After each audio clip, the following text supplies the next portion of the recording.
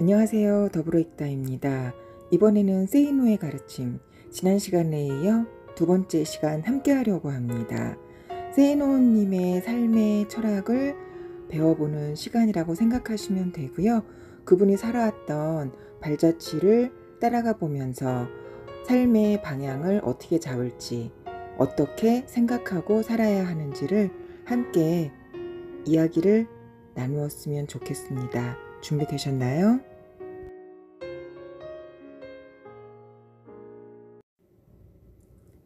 실패하면 제로점으로 내려가라. 왜 큰 부자들은 대부분 하나같이 가난하였던 과거를 갖고 있을까? 어째서 중산층 이상의 가정에서 태어난 부자가 된 사람들보다는 하류층에서 태어난 큰 부자가 된 사람들의 수가 압도적으로 더 많은 것일까? 여러 가지 이유가 있겠지만 중요한 사실은 가난을 일찍 경험한 사람들은 가난하였던 생활 수준이 출발점이었기에 그곳으로 언제라도 되돌아가는 것을 부끄럽지 않게 생각한다는 것이다. 그들은 일이 잘못되어 갖고 있던 것을 모두 다 날리는 실패를 당하게 되어도 제로점으로 되돌아가 재출발을 할 줄 안다. 수없이 많은 부자들이 사업이나 투자에서 실패하거나 홍수나 화재 등으로 전 재산을 날렸다가도 재기에 성공하는 이유가 바로 거기에 있다. 그러나 중산층 이상의 가정에서 자라난 사람들은 대부분 그런 어려움이 닥칠 때 제로점으로 가려고 하지 않는다. 제로점에서 출발하였던 경험이 없는 그들에게 있어서 제로점으로 가는 것은 되돌아가는 것이 아니라 개척하여야 하는 미지의 불안한 공포로 비치기 때문이다. 그리고 바로 그 이유 때문에 그들은 실패에서 헤어나지 못하며 실패 자체를 너무 두려워하다 보니 되는 일도 별로 없게 된다. 나는 중학교 3학년 말 이전까지는 넉넉한 환경에서 살았으나 그 이후에는 허름한 적산가옥, 일제시대의 일본인들이 살았던 집을 말합니다. 2층 단칸방에서 가족 7명이 살았다. 고교 시절에 아버지가 돌아가시고 난 뒤에는 가만히가 문 가리개 역할을 하는 재래식 변소를 주인집 식구들과 같이 사용하는 그런 곳에서 월세로 온 가족이 살았다. 그 변소는 여름에는 파리 구더기들이 득실대는 모습이 적나라하였고 노크라는 것 대신에 인기척을 내야 했던 그런 곳이었다. 집주인은 시장에서 순대를 파는 부부였는데 가게를 갖고 있던 것도 아니고 그저 순대를 작은 손수레에 끌고 다니며 파는 수준이었다. 그 주인이 사는 집이라는 것도 높이 1m 수준의 낮은 판잣집이었으며 매일 순대 삶는 냄새가 진동하였다. 높이가 그렇게 낮은 이유는 높이 1m 미만은 건물로 보지 않기 때문에 철거를 당하지 않는다는 것이었다. 나는 그런 곳에서 벌레처럼 살았다. 그 다음에 서울역 앞 양동의 쪽방 등 몇몇 곳을 더 거치게 되지만 가정집 차고에서도 살았었다. 나는 몇 년을 그런 곳들에서 혼자 살았고 주거 환경을 좀 더 나은 곳으로 바꾸려는 시도는 한 번도 하지 않았다. 차고 한 칸에 불과한 좁은 공간이었지만 예전보다는 훨씬 더 나아진 환경이었기 때문이다. 그저 보유자금을 불리는 데만 관심을 두었다. 그러다가 28세에 집을 샀지만 1년 후 다시 빈털터리가 되었고 빚은 약 3천만 원 가까이 있었다. 3천만 원은 당시 서울 아파트 한 채 값이었다. 나는 제로점으로 되돌아갔다. 당시 나는 주로 번역일에서 수입을 얻었으며 번역 사무실 한 귀퉁이에서 먹고 잤다. 부자로 살고 있는 지금도 내가 만에 하나 무슨 잘못 때문에 재산을 다 날리게 되어 빈털터리가 된다면 나는 즉시 가족을 이끌고 제로점으로 내려갈 것이다. 그곳은 판잣집일 수도 있고 남의 집 차고일 수도 있으며 쓰러져가는 무허가 비닐하우스일 수도 있다. 나의 아내는 내가 빈털터리가 되어 망해버렸는데도 넥타이를 계속 걸치고 양복을 입고 다니면서 다단계 판매나 보험 영업 같은 것을 하며 품위를 유지하려고 하는 사람은 아니라는 것을 안다. 아내는 내가 즉시 작업복을 입고 시장에서 노점이라도 할 사람이라는 것을 철저하게 믿는다. 실제로도 그렇다. 나는 언제라도 제로점으로 되돌아갈 수 있다. 결혼하기 전 아내에게 이런 말을 했었다. 나는 틀림없이 부자로 산다. 돈의 생리와 부자가 되는 비결을 알기 때문이다. 그 당시 나에겐 아파트 한 채 값인 3천만 원 정도의 빚이 있었기에 아내는 그 말을 믿지 않았다고 했다. 아내는 순전히 내가 음악을 좋아하는 시티보이라는 이유 때문에 나와 결혼하였다. 둘째 딸이 태어났을 때 이미 나는 자가용 기사를 거느리고 있었고 아내에게 이런 이야기를 하였다. 나는 틀림없이 앞으로 더더욱 부자로 산다. 나는 딸들에게도 그 비결을 알려주고 싶다. 그 비결 중 하나는 낮은 곳에서 살 줄 알아야 한다는 것이다. 그러므로 애들이 중학교 수준이 되면 아빠가 갑자기 망했다고 말하고 거짓으로 재산을 몽땅 압류당하는 것으로 연극을 꾸미자. 그리고 판잣집으로 이사가서 단칸방 생활을 하자. 너는 파출부를 하는 것으로 하고 나는 뭐 길거리 노점을 하는 것으로 하면 어떨까 모르겠다. 우리들은 허름한 옷을 입고 매일 아침 판잣집에서 나와 숨겨놓은 진짜 집에 가서 낮에 있다가 저녁에는 다시 애들이 있는 판잣집으로 돌아가자. 물론 애들에게는 돈이 전혀 없는 듯 처신하고 등록금은 일부러 늦게 주자. 맛있는 것이 먹고 싶으면 우리끼리 몰래 밖에서 외식하고 들어가고 딸들에게는 수제비나 먹이자. 봉투 붙이는 일 같은 것도 가져와 딸들에게 시키자. 이러한 계획은 아내의 반대로 인하여 실제로 실현되지는 못하였고 그 대신 딸들에게 이 세상에서 대가를 얻는 방법에 대하여 가르쳐왔다. 그럼에도 불구하고 낮은 곳에서의 삶을 체험하여야 나중에 경제적 문제에 부딪혔을 때 지혜롭게 헤쳐나갈 수 있음을 나는 지금도 믿는다. 중산층이나 상류층에서 태어나 비교적 안정된 환경에서 자라난 사람들은 실직이나 투자 실패 등으로 인한 경제적 곤란을 겪게 되면 대부분 빚을 내려고 한다. 그러면서 그들이 살았던 생활 수준보다 현저하게 낮은 곳으로는 내려가려고 하지 않는다. 바로 그것이 문제다. 예를 들어 2억 원대의 30평형 자기 아파트에서 살던 사람이 주식 투자나 사업에 실패하여 빚이 1억 생기게 되면 그 집을 팔아 빚을 갚고 난 1억 원을 갚고 전세를 구하되 가능하면 비슷한 규모의 집을 구하려고 하며 이때 전세금이 모자라면 또다시 빚을 얻는다. 심지어 어떤 사람은 집은 그대로 놔두고 빚을 안고 살아간다. 그러니 빚에서 헤어나지 못하며 버는 족족 이자의 원금을 갚아 나가니 사는 재미도 느끼지 못한다. 왜 그들은 생활 수준을 저 낮은 곳으로 던져버리는 생각은 하지 않는 것일까? 내 주변에 9천만 원의 전세를 살면서 빚은 1억 원을 지고 있는 30대 중반의 사람이 있었다. 그는 연봉 2천만 원대의 봉급 생활자였다. 이런 경우 사람들은 진퇴양난으로 생각하지만 나는 그렇게 생각하지 않는다. 내가 권유한 방법은 있는 것을 다 처분하여 빚부터 갚고 달동네 월세방 하나로 옮기라는 것이었다. 그는 그런 판잣집에서 어떻게 애들하고 산단 말입니까? 라고 항변하였다. 나의 대답은 이랬다. 웃기는 소리 하지 마라. 너는 지금 연봉의 절반 이상을 이자로 지불하고 있다. 지금과 같은 방식으로는 평생 빚에서 헤어나지 못한다는 것을 자기 자신도 알 것이다. 너에게 보이는 해결책은 일확천금이기에 복권이나 주식 같은 것에 눈이 시뻘개지지만 천만의 말씀이다. 요행수를 바라거나 무엇인가에 쫓기며 하는 투자는 언제나 허무하게 끝나기 마련이다. 생활비를 극도로 줄이고 자신의 몸값을 비싸게 만드는 방법을 모색하면서 아내의 도움을 받아 밤에 포장마차라도 해야 한다. 아이들에게 미안하다고? 어쩔 수 없다. 어릴 때 가난을 맛보는 것도 행운이라고 나는 믿는다. 그렇게 하기 싫다면 개인 파산을 신청하든지 불법적으로 콩팥 같은 신체의 일부라도 팔아 빚을 갚든지 해라. 다른 방법은 없습니까? 너에게 돈을 빌려준 사람들이야 망하건 말건 개의치 않는다면 외국으로 온 가족이 다 야반도주하는 방법도 있다. 아내와 법적으로 이혼하면서 전셋집은 넘겨주는 방법도 있을 것이다. 그 경우에는 월급 압류가 들어올 것이므로 직장은 그만두고 세금 안 내는 다른 일을 해서 생활비를 벌어 몰래 가족에게 전달해라. 외국에서 살 자신은 없고 이혼은 아내가 반대할 것입니다. 또 다른 방법은 없습니까? 글쎄다. 술 한 방울 먹지 말고 아주 예리한 면도칼 하나를 사고 가족 사진을 앞에 놓아라.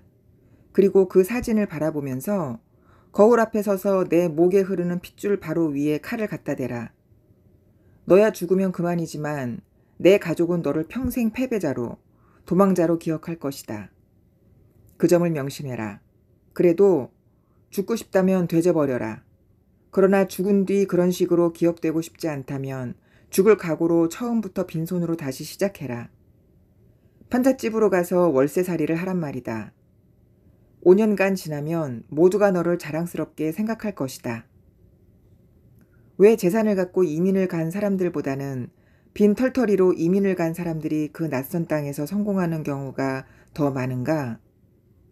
밑바닥에서 아무것도 없이 닥치는 대로 아무 일이나 하면서 그곳 사람들의 눈으로 보기에는 아주 낮은 생활 수준으로 살아가며 돈을 모았기 때문이다.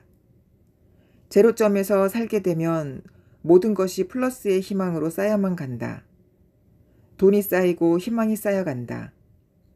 빚이 있는데도 삶의 질과 품위를 유지하려고 들면 그 빚을 갚아야 하기 때문에 돈은 쌓이지 않고 희망은 갉아먹힌다. 마이너스의 희망뿐이다. 그것이 절망이다.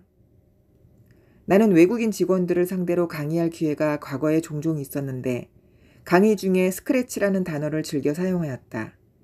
긁어서 내는 흠집, 긁다, 흠집을 내다라는 뜻인데 지운다는 뜻도 있다. 운동 경기에서 땅에다 선을 그으면 출발선이 되기 때문에 출발선, 출발점이라는 뜻도 있으며 스크래치 얼롱은 근근히 살아가다. from scratch는 출발점에서 맨 처음부터, 무에서 라는 의미며 스크래치 업은 돈 같은 것을 긁어 모으다, 푼푼히 저축하다 라는 뜻이다. 미국 속어에서는 돈이라는 뜻도 있다. 내가 말한다. 경제적으로 실패하였다면 저 아래 낮은 곳으로 내려가라. 체면 때문에 그렇게 하지 못한다고? 그 체면에 흠집을 내라. 출발점을 저 낮은 곳에 다시 그어라. 당신이 놓치려고 하지 않는 생활 수준이라는 것을 지워버리고 새로운 출발점에서 무에서 근근히 살아가면서 돈을 모아라. 그러면 돈이 쌓이게 된다. 이것이 실패로부터 탈출하는 비결이다. 스크래치하라. 삶이 그대를 속이면 분노하라. 1948년 가난한 어촌에서 엿장수의 딸로 태어나 가발공장, 식당 등에서 일하였고 총으로 쏴 죽이고 싶을 정도로 폭력이 심한 남편을 피해 단돈 $100를 갖고 미국으로 식모살이를 떠난 여자. 미국에서는 식당에서 일하며 대학을 다녔고 76년 미 육군에 들어가 소령으로 예편. 50세가 넘은 나이에 하버드 박사과정에 다니는 여자 서진규. 그녀는 나는 희망의 증거가 되고 싶었다 해서 이만큼 성공하기까지 나에게 가장 큰 힘이 된 것은 반항심과 복수심이다 라고 쓰고 있다. 수차례 그래미상과 MTV상 시상식에서 트로피를 몇 개씩 수상한 미국의 백인 랩 가수 에미넴 그 역시 쓰레기더미나 다름없는 환경에서 살았다. 생후 5개월 만에 아버지는 도망갔고 마약 중독자인 어머니는 완전 떠돌이였다. 에미넴의 삶을 그린 영화 8마일을 보면 그의 어머니가 아들의 동창생과 동거를 하면서 그 동창생이 오럴 섹스를 안 해준다고 아들에게 호소하는 골 때리는 장면도 나오고 자기 애인이 친구와 섹스를 하는 것을 목격하는 장면도 나온다. 당연히 그의 노래에는 어머니나 애인에게 쌍욕을 퍼붓는 내용이 나오며 대부분의 가사는 아주 반항적이고 폭력적이고 외설적이며 욕으로 도배되어 있어 2000년 미국에서 공공의 적으로 꼽힐 정도였다. 미국의 어느 학교에서 총기 사건이 일어나고 범인이 에미넴의 앨범을 즐겨 듣고 했음을 기자들이 지적하자 그는 이렇게 말한다. 심히 유감이다. 하지만 당신은 너무나도 미운 사람이나 짜증나는 사회를 없애고 버리고 싶은 충동을 느낀 적이 없는가? 나는 학창시절 나를 괴롭히던 녀석들을 죽이고만 싶었다. 집에 돌아와 자기 방의 모든 것을 닥치는 대로 부수는 심정을 이해하는가? 나는 이해한다. 나는 주먹으로 피가 나오도록 방바닥을 치고 거울을 깨부순 적도 있었다. 내가 어린 시절 이발소에는 대부분 푸시킨의 시가 걸려 있었다. 삶이 그대를 속일지라도 슬퍼하거나 노하지 말라. 우울한 날들을 견디면 믿으라. 기쁨의 날이 오리니. 마음은 미래에 사는 것, 현재는 슬픈 것, 모든 것은 순간적인 것, 지나가는 것이니. 그리고 지나가는 것은 훗날 소중하게 되리니. 나는 이 시가 참 싫었다. 내 삶은 수제비로 범벅이 되어 있는데 슬퍼하지도 말고 노하지도 말라니. 희망은 안 보이는데 견뎌내라니. 세상은 이른바 배웠다는 위선자들로 가득 차 있는데 기쁨의 날이 올 것을 믿으라니. 돈봉투를 안 가져온다고 나를 책망한 담임은 어느 날 모범교사로 칭송을 받고 나중에 교장까지 되었다. 나는 자원 입대하였는데 멀쩡한 부잣집 친구들은 징집 면제되고, 그런데 지나가는 시간이 훗날 소중하게 된다니 그것을 나보고 믿으란 말인가? 나는 세상에 대한 나의 분노를 폭파시키고 싶었다. 그래서 영화 쉰들러 리스트의 주인공처럼 세상이 뒤집힐 전쟁을 기다렸던 적도 있다. 그러나 그렇게나 세상을 욕하고 가래침을 줄곧 뱉었지만 정작 나 자신도 크게 다를 바 없었다. 언제나 눈이 시뻘겋게 일확천금만을 노리며 한탕할 기회만 노렸고 아무 하는 일도 없이 꿈틀거리기만 했다. 카프카의 변신에 나오는 벌레처럼 나는 먹고 싸고 먹고 싸는 그런 존재였던 것이다. 어제가 오늘이고 오늘이 내일이었으며 내일은 다시 어제였다. 조그마한 차이도 없었다. 나는 내가 혐오스러웠다. 내가 분노하여야 할 대상은 세상이 아니었다. 나 자신이었다. 나는 혐오스러운 나의 삶이 너무나도 한심하였고 끝내는 저주스러울 정도로 스스로에게 분노하였다. 내가 나를 죽이고 싶었던 것도 어쩌면 그런 혐오감과 분노에서 벗어나지 못하는 절망에서 비롯되었을 것이다. 나는 나를 죽이고 싶을 정도로 내 삶의 주인이 되고 싶었다. 나는 5월의 찬란한 햇살 밑에서 향긋한 꽃내음을 그대로 들이마시며 어깨를 펴고 살고 싶었다. 당신은 어떠한가? 내가 수집하는 것 중에 모형 자전거가 있다. 이미 50개 정도는 되는 것 같다. 인생은 자전거와 같다. 뒷바퀴를 돌리는 것은 당신의 발이지만 앞바퀴를 돌려 방향을 잡는 것은 당신의 손이며 눈이고 의지이며 정신이다. 당신의 발이 생활이라는 이름으로 당신을 움직여주지만 정작 당신의 손은 호주머니 속에 깊이 박혀 있는지도 모른다. 정작 당신의 눈은 당신 앞에 놓인 길을 바라보지 않고 옆으로 빠른 속도로 지나가는 오토바이들과 스포츠카만 부러운 마음으로 바라볼지도 모른다. 때문에 비록 열심히 페달을 밟고는 있지만 당신이 탄 자전거는 제자리를 맴돌 뿐이다. 만일 당신이 말초신경이나 자극하는 것들에 현혹되어 채팅, 게임, 공짜 사이트, 복권, 유명 브랜드 상품, TV, 술, 도박, 경마 등 일확천금과 한탕주의의 망상에만 몽롱하게 사로잡혀 있다면 당신이 바로 그렇게 제자리를 맴도는 사람이다. 그렇게 삶에 질질 끌려다니며 제자리를 맴도는 사람들이여. 이제는 그 삶을 정면에서 바라보아라. 비겁하게 외면하지 말라. 그 삶이 자랑스러운가? 이제는 그 삶에 대해 분노할 때가 되지 않았는가? 파충류와 포유류의 차이 중 하나는 파충류는 본질적으로 화를 내거나 기쁨을 내는 능력이 없다는 것이다. 뇌에서 그런 역할을 하는 변연계가 퇴화되었기 때문이다. 악어쇼에서 악어를 때려도 악어가 화를 내지 않는 이유가 거기에 있다. 당신의 삶이 분노할 대상임에도 분노하지 않는다면 이미 당신의 뇌는 썩어버린 것이다. 차라리 강물에 빠져 죽어버려라. 하지만 이제라도 삶이 당신을 속인다고 생각되면 그 삶을 던져버려라. 내동댕이 쳐라. 삶은 한 번뿐이다. 삶에 비굴하게 질질 끌려가지 마라. 명심해라. 당신이 분노하여야 할 대상은 이 세상이 아니다. 당신의 현재 삶에 먼저 슬퍼하고 분노하면서 노라고 말하라. Say no. 그리고 당신의 삶을 스스로 끌고 나가라. 당신이 주인이다. 돈독이 올라야 부자가 되는 줄 아는가?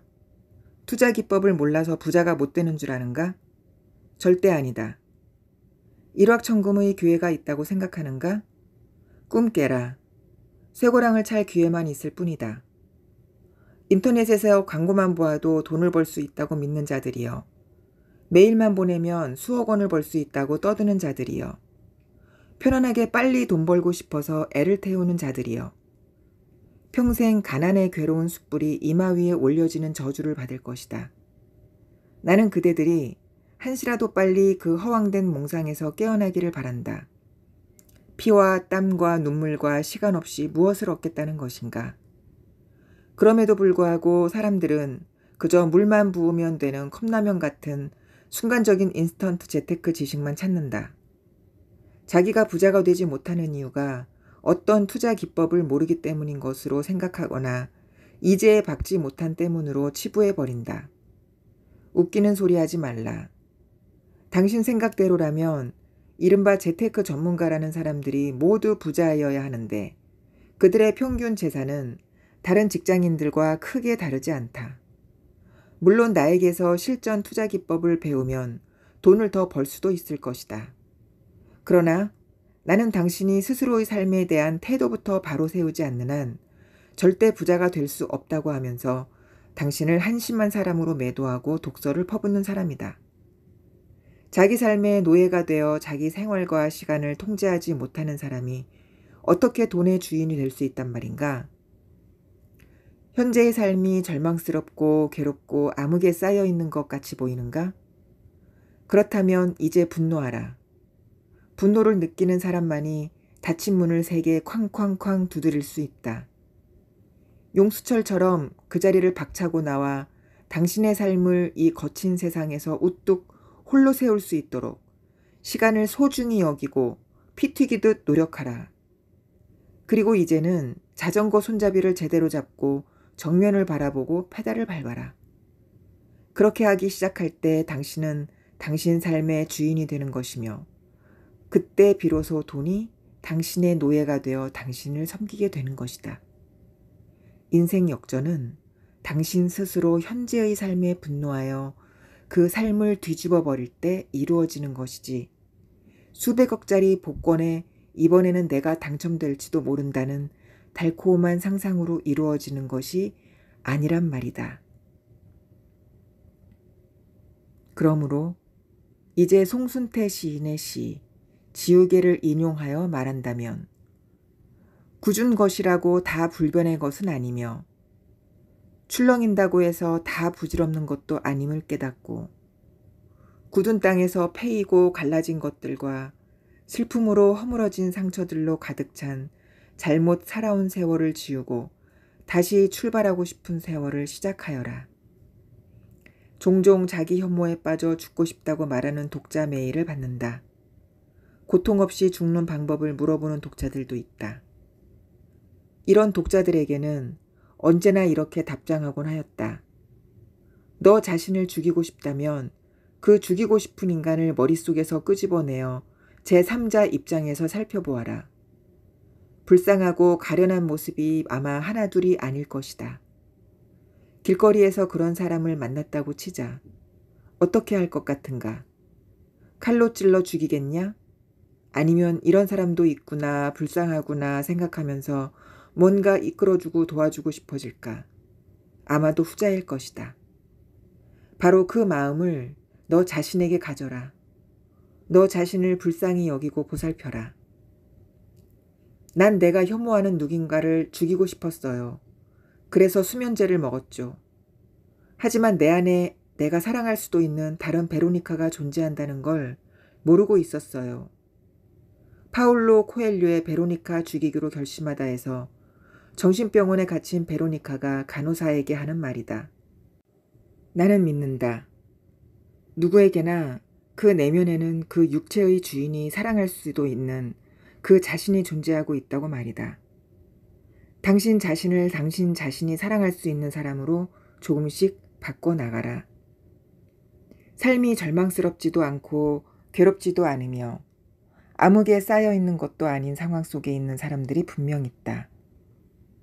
부잣집에서 태어나 고생이 뭔지도 모르는 채 이미 물려받은 혹은 물려받을 것이 많거나 억대 이상의 연봉을 받고 있거나 장사나 사업으로 자산을 마련하는 데 성공한 사람들 말이다.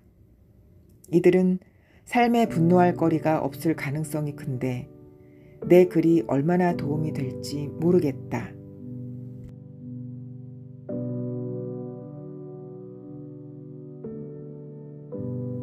편안하게 들으셨나요? 더불어 읽다는 지금까지 살아왔던 인생을 되짚어보고 앞으로 어떻게 살아갈지도 곰곰이 생각해보는 시간을 가졌습니다. 여러분들은 어떤 생각을 하셨는지 궁금합니다. 편안한 밤 되세요.